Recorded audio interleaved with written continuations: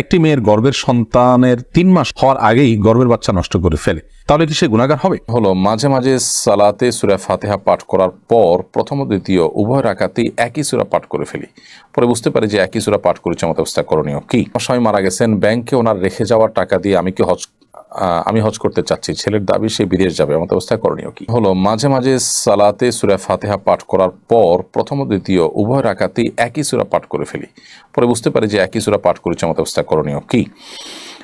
এটা অনেকেরই হয় যে আমরা সালাত আদায় করার সময়, নামাজের সময় প্রথম রাকাতে সূরা ফাতিহার পরে যে সূরা মিলিয়েছি, দ্বিতীয় রাকাতে সূরা ফাতিহার পরে একই সূরা মিলিয়েছি, তো এটাতে নামাজ হয়ে যাবে, কোনো অসুবিধা নেই, নামাজ আদায় হয়ে যাবে এবং এর কারণে আপনার কোনো গুনাহ হবে না।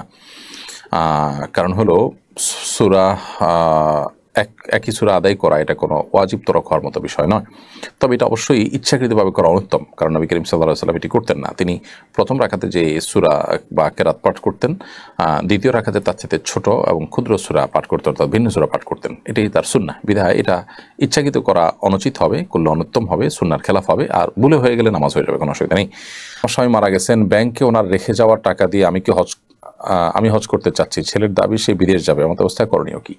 আপনার স্বামীর মৃত্যুর পর তার যে রেখে যাওয়ার টাকা আছে, এই টাকা ওয়ারিসদের মধ্যে বন্টন হবে। আপনার ভাগে যেটা পাবেন সেটা পাওয়ার পর আপনি যদি হজে যেতে চান তাহলে আপনি হজে যেতে পারবেন, আর যদি আপনার ভাগে যা আসে সেটা দিয়ে হজে যাওয়ার মতো টাকা না হয়, তাহলে আপনি আপনার মৃত স্বামীর টাকা থেকে হজ করলে সেটা জায়েজ হবে না, কারণ হলো সেখানে অন্য ওয়ারিসদেরও ভাগ আছে। সো আপনার ছেলে যতটুকু পাবে, অন্যান্য ওয়ারিস থাকলে তারা যতটুকু পাবে, আপনি যতটুকু পাবেন, প্রত্যেককে যা যারটা দিয়ে দিতে হবে, এরপর যার যেটা খুশি সে সেটা করবেন। বিধায় ছেলে সব নিয়ে বিদেশে চলে যাবে অথবা আপনি সব দিয়ে হজ করবেন, কোনোটি কিন্তু করা জায়েজ হবে না, বরং কে কতটুকু পাবেন সেটি আপনার নিজেদের মধ্যে সুরাহা করতে হবে, কারণ হাদিসের আলোকে যে বন্টন নীতি রয়েছে তার আলোকে, তারপর আপনারা সেটা যার যার খেয়াল খুশি মতো বা প্রয়োজন মতো ব্যয় করতে পারবেন। এরপর আমাদের ইউটিউব চ্যানেল থেকে একটি প্রশ্ন আমরা নিচ্ছি। আমি আমার কানে চাপ দেয়া কানের দুল পরি, এক্ষেত্রে অজু করার সময় কি তা খুলে অজু করতে হবে?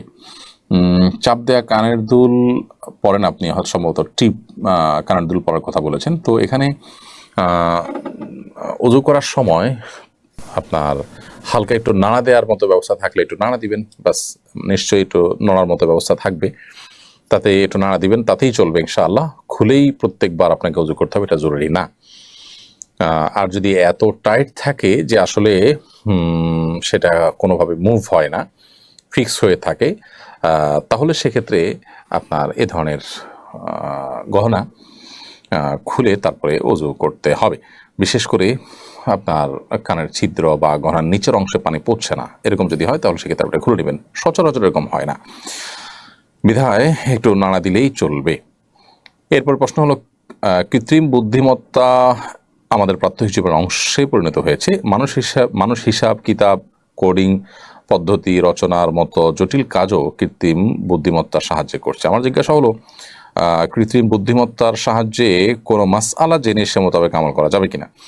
দেখুন, এআই বা আর্টিফিশিয়াল যে ইন্টেলিজেন্ট আছে, এর মাধ্যমে যদি আপনি কোনো মাসআলা জানতে চান এবং উত্তর দেওয়া হয়, সেটা আপনি ভেরিফাই করবেন, তারপর আমল করবেন। বিশেষ করে সেখানে যদি তথ্য উপাত্ত প্রমাণ সূত্র দেওয়া থাকে তাহলে সেটার উপরে আমল করতে পারেন। তা না হলে এই সমস্ত তথ্য উপাত্তের মধ্যে ভুল থাকতে পারে, কারণ তারা তো আপনার এই এআই বা কৃত্রিম বুদ্ধিমত্তা সেটা তো অনলাইন থেকে কালেকশন করে আপনাকে উত্তর দিবে, সেখানে ভুল কিছু থাকলে ওই ভুলটাই আপনাকে দিবে।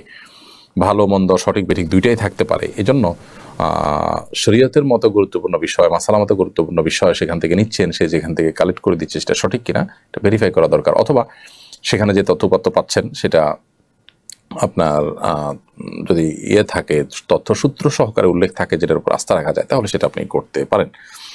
যদি মজার ছলে কেউ নিজেকে হিন্দু বলে এরপর আল্লাহর নিকট তওবা করে এবং কান্নাকাটি করে মাপ চায়, তাহলে আল্লাহ মাফ করবেন কিনা?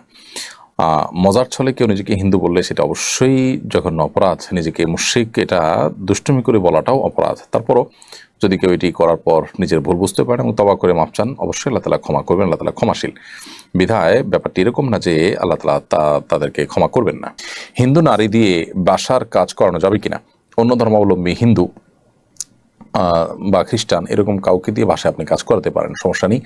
অন্য ধর্মাবলম্বীদেরকে দিয়ে যেমন আপনি কাজ করাতে পারেন, আপনি অন্য কোনো ধর্মাবলম্বীদের কাজ করতে পারেন।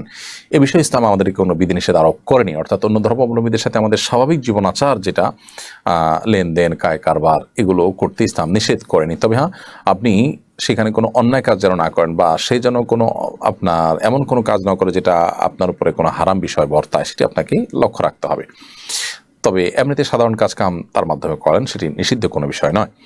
বৈষম্য বিরোধী এত বড় আন্দোলন হয়ে গেল, অথচ এদেশে দাড়ি টুপি ও হিজাবের কারণে বৈষম্য এখনও আছে, এটা নিয়ে একটু কথা বলুন প্লিজ। খুবই গুরুত্বপূর্ণ একটি বিষয় বলেছেন। এদেশে বহু বৈষম্য আছে, এর মধ্যে থেকে একটা বড় বৈষম্য হলো ধার্মিকদের প্রতি, ধর্মের প্রতি বৈষম্য, সংখ্যাগরিষ্ঠ মানুষের প্রতি বৈষম্য। আমরা জানি দাড়ি টুপি এবং হিজাবের কারণে বহু শিক্ষা প্রতিষ্ঠানে বহু মানুষ নিগ্রহের শিকার হয়, এটা স্পষ্টত বৈষম্য। নিশ্চয়ই দাড়ি নিয়ে, টুপি নিয়ে কিছু মানুষ সংবাদ পাঠ করতে চায়, কোনো মিডিয়াকে তাকে সেটা করতে দিবে? যদি না দিয়ে দেয় তাহলে এটা তার প্রতি বৈষম্য হলো। তার চয়েসকে আমরা বলি যে যার যার চয়েসে সে চলবে, তাহলে এখানে কি চয়েস অনুযায়ী চলতে পারলো? তো এ ধরনের বৈষম্য অনেক আছে। ওলামা একরাম এদেশের বেশিরভাগ মানুষের প্রতিনিধিত্ব করে বা বেশিরভাগ মানুষের সাথে তাদের জনসংযোগ রয়েছে, জনসম্পৃক্ততা রয়েছে। আমরা দেখি বিভিন্ন সময় যখন দেশের ক্রান্তিকাল হয়, তখন বিভিন্ন মানুষের অপিনিয়ন নেওয়া হয়, টেলিভিশনগুলো বিভিন্ন টক শো করে, সেখানে অনেক মানুষকে ডাকা হয়, কিন্তু ওলামা একরামকে সাধারণত ডাকা হয় না। ডাকলেও আলেমদেরকে কোণঠাসা করবার জন্য, দুই তিনজন তাদের বিরুদ্ধে লেগে তাদেরকে নাজেহাল করবার জন্য কখনো কখনো ডাকতে দেখা যায়। সচরাচর ওলামা একরামের প্রতি ইতিবাচকভাবে পজিটিভ দৃষ্টিভঙ্গিতে তাদেরকে ডাকা হয় না, এটা একটা বৈষম্য। আপনি দেখবেন যে ওলামা একরাম বাজেটের সময় সাধারণ মানুষের মন্তব্য নেওয়া হয়। অনেক সময় অনেক টেলিভিশন চ্যানেল দেখা যায় যে রিকশাওয়ালাদের, খেটে খাওয়া মানুষদেরও ভাবনা নেওয়া হয় যে সাধারণ মানুষের বাজেট ভাবনা কি, কিন্তু আলেমদের বাজেট ভাবনা কি, এটা কি কখন নিতে আপনি দেখেছেন? নিশ্চয়ই দেখেননি।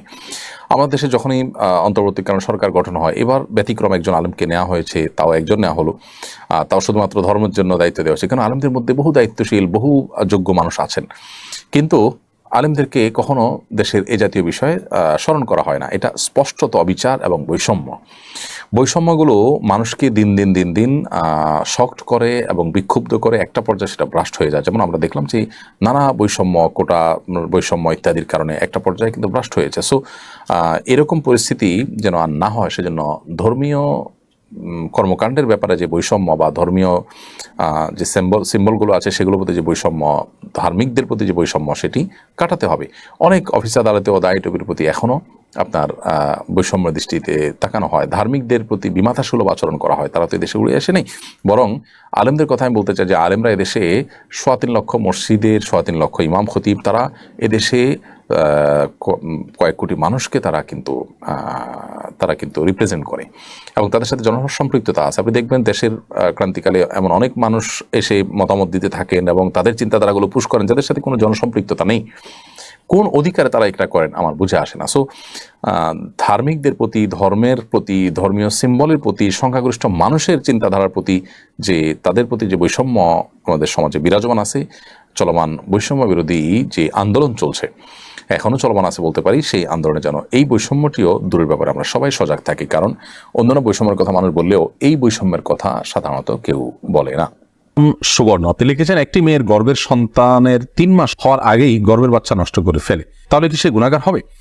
গর্ভের বাচ্চা নষ্ট করা সর্বাবস্থায় অপরাধের কথা, কিন্তু যদি সন্তানের মধ্যে হার্টবিট বা প্রাণ সঞ্চারিত হওয়ার আগেই আপনার কোনো এমন ওজরের ভিত্তিতে সেটি নষ্ট করা হয় যে ওজরটি শরিয়া গ্রাহ্য, যেমন তার ফলশ্রুতিতে মার শরীর বা জীবনের মধ্যে হুমকি আছে বা বড় কোনো বিপদ হতে পারে বা বড় কোনো সমস্যা আছে, এরকম কোনো ওজরের ভিত্তিতে যদি এটা করে, তাহলে সেটা ক্ষেত্র বিশেষে ওজরের উপর নির্ভর করে সেটা জায়েজ হতে পারে।